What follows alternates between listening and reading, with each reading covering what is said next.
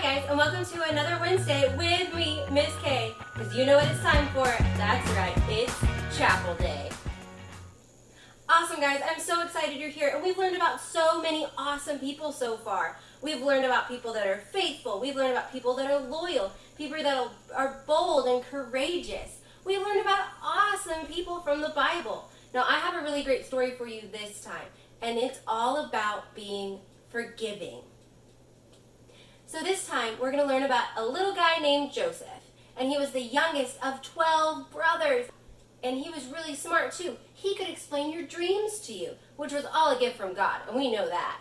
But here's a little story for you all about Joseph. And this is the story of Joseph. Joseph was the most loved by his father, which caused his 11 brothers to be very jealous of him.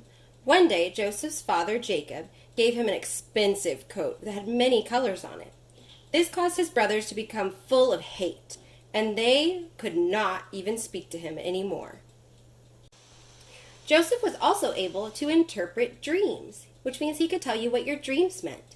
He had a dream in which he and his brothers were binding packs of hay in the field, when his pack stood in rows above all the other brothers' packs. This meant that he would one day rule over his brothers. When his brothers heard this, they were so angry. Joseph had another dream in which he told his brothers. The dream was that even the sun, the moon, and the stars were all bowing down to Joseph. The brothers hated Joseph and wanted to get rid of him. One day, while the brothers were on a journey, Joseph found them and began to come near to them. Full of jealousy, the brothers came up with a plot to hurt Joseph. But Reuben, one of his brothers, saved his life by suggesting they throw him in a pit instead. Also, then came along a merchant, and Joseph was sold and brought to Egypt. God had blessed Joseph in many ways due to his love for him. He grew successful and became the overseer of the house of his Egyptian master. The lady of the house falsely accused Joseph and was thrown into prison. Even in prison, God blessed Joseph. He successfully interpreted a cupbearer's dream, and the cupbearer was released from jail. After 2 years in jail, the Pharaoh had a dream that needed interpreted. Joseph was the only one to successfully do so. He was released from jail and became the second in command. The dream Joseph explained to Pharaoh told of 7 years of lots of food, followed by 7 years with no food. Joseph told the Pharaoh to save the harvest during the plentiful years and prepare for the years that they wouldn't have any food. Then that time came, and Joseph was in charge of selling the food to those in need.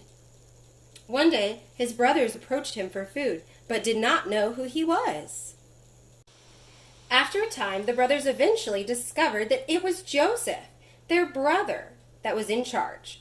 They forgave one another. Joseph directed the brothers to return to Canaan to get the rest of the family and their belongings and come live with him in Egypt. And they did exactly that. Wasn't that a great story about Joseph? Now I know it was kind of long and it was kind of sad at the beginning. So Joseph was really loved by his dad, but his brothers were really jealous. Joseph had to learn through all those things that God's always with him and God always has a plan for him. And even though people might do things that might hurt our feelings, that doesn't mean that we don't still love them. And we always forgive them, right? In my class, whenever someone gets their feelings hurt, I always make sure that they forgive the person that hurt them. Because even though it doesn't feel very good to get hurt or for someone to hurt your feelings or for them to actually hurt you, but we always forgive them because we know our friends would never really do anything to hurt us. They were just upset, or maybe they wanted something that we had, but they didn't use their words. So that's something I want you to work on with your teachers this week. This week, I want you to work on being forgiving, just like Joseph. Even though he didn't have to forgive his brothers, he could have stayed mad at them his whole life. But he invited them to come live with him in his big, big house in Egypt. And that's a great story, because no matter what, I want you to always, always, always forgive everyone.